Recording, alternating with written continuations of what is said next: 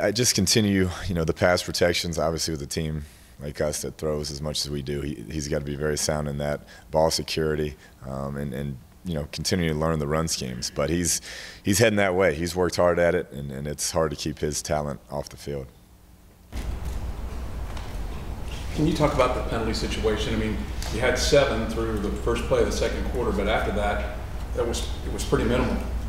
Yeah, I mean, it was improved from 15, and one of those was sideline, one was on the number, one was on our quarterback, one was on a kicker when he's saving, making the game-saving tackle. So a couple of those you can live with and things that are easily fixable. So we're getting better. It was a big emphasis last week, and if we can cut that number in half again, you're right where you want to be. But that's if we want to win these games coming up, we got to cut that number down significantly.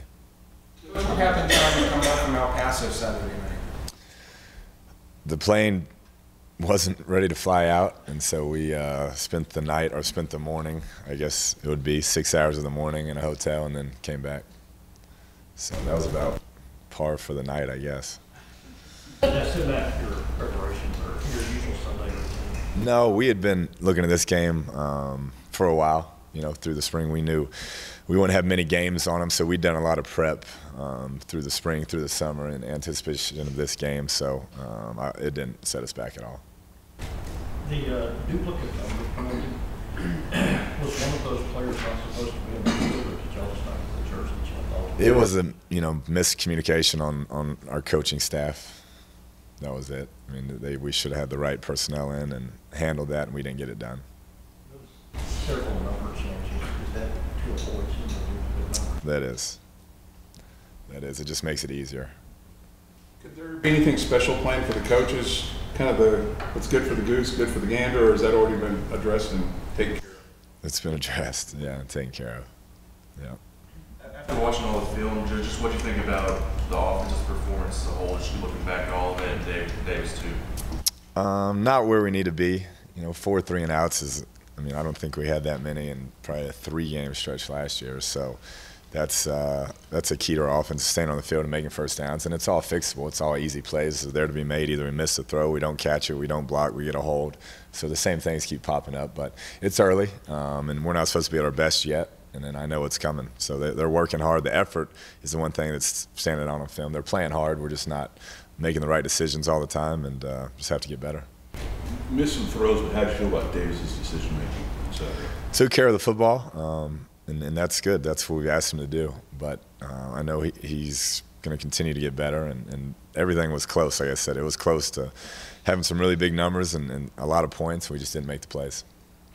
Do you feel like the receivers gave you a better effort blocking downfield? Definitely. They knew that we had put that emphasis on them throughout the week, and they showed up, and the effort was, night and day from week 1, and so we got to just keep coming with those guys. And they haven't played a lot, and they just got to get used to the speed of the game and the physicality, and this week will be another step up for them. It wasn't a pregame, obviously, but the defense and offense having to have drives there at the end of the game to win it. Do you think that can kind of galvanize them moving forward here? I hope so. That's what it's about. You're trying to win the games, and we're 2-0, and they had everything going against them at that point into the win. Crowds rocking, some tough calls from the officiating crew, and they still found a way to get it done. And so proud of them for that, and we should be able to build off that. Do you think that there's anything that tangible that you can do to get a faster start? Last year we were great at it, so we just gotta keep plugging away and find a way. But we'll try some different things, but that's just something the players had to decide. Let's come out and get it rolling. Davis, he's a confident guy, but it doesn't seem like when he's out there playing, he's either looking rushed or not as confident. Is there something that, can you show him the Holiday Bowl film again? And show him I think he hasn't played a lot. It's only his 8th start, and then he's getting more and more comfortable as we go. And some of those throws are big-time throws that are as good as anybody in the country. And then we just got to be more consistent and find a groove early. Do you expect Rika and Jackson Richards to be able to play this weekend? Not sure yet. We'll get them out there and jog them around today and see how they do. About Jordan Davis? Same. We'll get him out there today and see how he does and responds out there practice today. Through 2 games, has Justin Stockton taken to the college game even a little bit quicker than you might have expected? I don't think so. He got here and he was recruited to play, and he knew that, and he got here and attacked it. And through summer workouts, through fall camp, I mean, he's looked the part, and it was just a matter of getting him on the field and everybody feeling comfortable and making sure he was comfortable and using him at the right times. Is he bringing an extra level of versatility for you guys in the offense? I just think a different gear. You know, we have good backs. Q and DeAndre have done a great job running the ball, but when he gets out, he can, you know, outrun most people, and so that makes it dangerous for a defense. Your defense was on the field for 39 minutes on Saturday night. Do you feel like, you know, they gave you some opportunities to maybe put that game out of reach early, and you guys should take advantage of it on offense? Definitely. Like I said, we had 4 3-and-outs. So we fumbled one time going in on the 15 and then had a 4th down that we didn't convert. So short drives that put them right back out there. And they had a good plan. They let the clock run down to 3 seconds each snap and did exactly what they wanted. And we didn't. But like I said, we finished up the game and found a way to win it. Did you see improvement from them on the film? You know, maybe the numbers may not say, but improvement, you know, just watching the game film from? Not really, no. Defense, did it get pretty tired from some of those long drives, and how do you prepare for that against another team that's probably going to do the same thing? Yeah, I think you just, you know, it's part of getting in game shape, and that was probably good for him preparing for this game. But we'd like to get off the field in certain situations. Had a couple balls we could have intercepted, and had some missed assignments there on some 3rd downs that we could have got off the field, and we just got to keep working at it. Playing 8 in the box like you guys have to do to try to stop the run puts a lot of pressure on those young corners. How do you think they handled it the other night? I mean, going forward against Arkansas too, the same issue. They've been battling. They're competitors, those young guys. They have a great look in their eye, and they love being in the spotlight. So we'll keep throwing them out there, and it's going to be, you know, they got to make some mistakes and grow up. But I've been proud of the way they've competed. Is that the same for the defensive line? You guys stepped up this week, kind of help a little solidify that stop run, run stop. Yeah, I think they got to keep coming as well and get in game shape, and it's still new to all of them, and this will be a big step up in competition, like I mentioned earlier. So we got to be ready, and they're going to have to grow up fast on Saturday. What did you see from Robertson who was sliding in that right guard last week that you didn't see against Central Arkansas? Just knowledge of the system. That's it. We just got to keep him coming. He's a big body, and so we want to get him some reps. And him and Balin have been rotating, and we just want to find the best 5. That combination, we're still kind of sorting through that. Will you rotate like that again this weekend? We'll see. We'll see how practice goes. But all those guys are capable. We just, like I said, we want to find the right 5 that are playing the best together. What's your biggest concern about Arkansas? The physicality, you know, up front on both offensive and defensive lines. They bring it each and every snap, and we got to be ready for that. Are you surprised at the sideline penalty, given that that's really not something that's called very often? Yes, I've never seen that before, and it wasn't a matter of like a personal foul where something was said, and especially on 4th and 2, that's unheard of and pretty absurd. So I've never seen anything like it, and probably will never see anything like it again.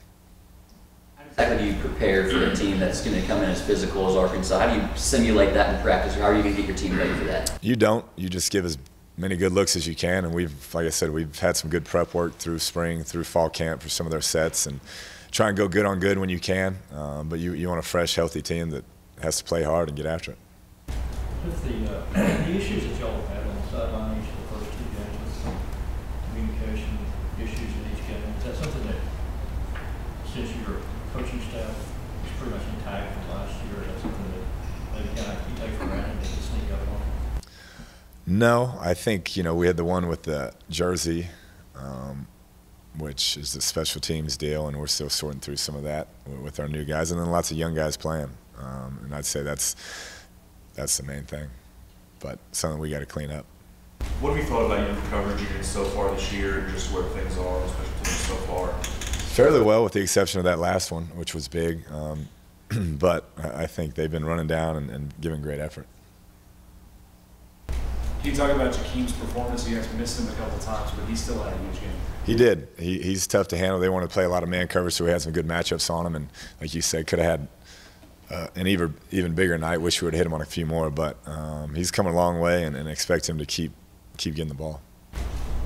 Can you talk about participating in the Celebrate Cotton game and Spotlight in West Texas? Yeah, I think that's always a great deal. We've done it. I don't know how long they've done it here, but I think it's such a big part of this culture, and to have Texas Tech be a part of it's a huge honor for us.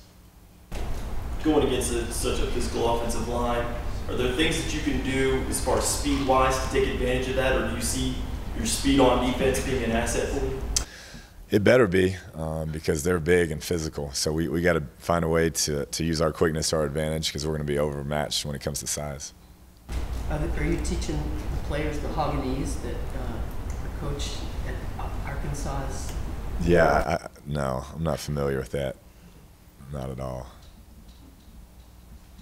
The stuff that they've been saying last year about the clashing styles between the SEC, Coach Bielema was kind of on the forefront of pushing for, I guess, some legislation to slow the game down, and obviously taking the opposite side to say kind of a little more, make this game a little more of a spotlight on. I don't think so. I think it's for us and our university, a great matchup between two teams that used to be in the same conference, and I think that's where all the excitement comes from. And it's a most talented opponent we played so far, and so our kids will be fired up for it. Can you talk a little bit more about that, just Gabe Rivera going in this weekend and the new uniforms, just kind of the excitement surrounding this whole Southwest Conference matchup? It'll be great. People have circled this one on the calendar for a while, our fans, and to have Gabe going to the Ring of Honor is huge. He's one of the greatest players to ever play here and one of the greatest college players to ever play. So we're very proud of that. And anytime you play an old Southwest Conference foe, it's a unique experience for the fan base. So I expect a great atmosphere. We need them to be loud and rocking, and I'm sure they will be. Coach, can you talk about how Bradley Marquez has stepped up in these first two games? I mean, where you guys would be maybe without this guy? Yeah, he's a senior leader of that group and has played the most of any of them. And just continues to make big plays. I talked about it all summer. His development is so much farther ahead because he was here this summer and not playing baseball, and it's shown in those first two games, and he'll continue to improve. You talk about Trey Flowers and how you prepare for a defensive end like that. You just try and hold on, I guess. I mean, he's a great player. He's shows up on film, flashes as good as any defensive player we'll face all year. So we'll have to know where he's at on every snap. Is the point of emphasis getting the ball out quick so he doesn't have time to get there? We do that generally in our offense, and so we'll just we'll find ways to try and work around him if we can. If I do my math right, I think you're 12 years old the last time Tech played Arkansas. Do you have much direct memory of Tech Arkansas games? I don't. No, I just knew they were in the Southwest Conference, but I don't remember any of those games. Coach, you got Ian Sadler in last game versus UTEP. Is that somebody you'll be looking to get some more reps at inside receiver as the season goes on? We'll see. He's a talented kid. We just, if Brad and Jakeem can play, we'll let them go as much as they can go, and then we got to keep bringing those guys along. But we have faith when we put him in the game that he can handle it. Do you feel a little frustrated by how you played, or do you feel that you've made just overall 30,000-foot view progress, from kind of where you were before the season to where you are today, given all that's taken place? Yeah, I look at it. I'm kind of a glass half full guy that we can only get better. To be 2-0 and play as poorly as we have at time and have all the mistakes and penalties, and still be 2-0. We'll build off that, and it's got to go up from here.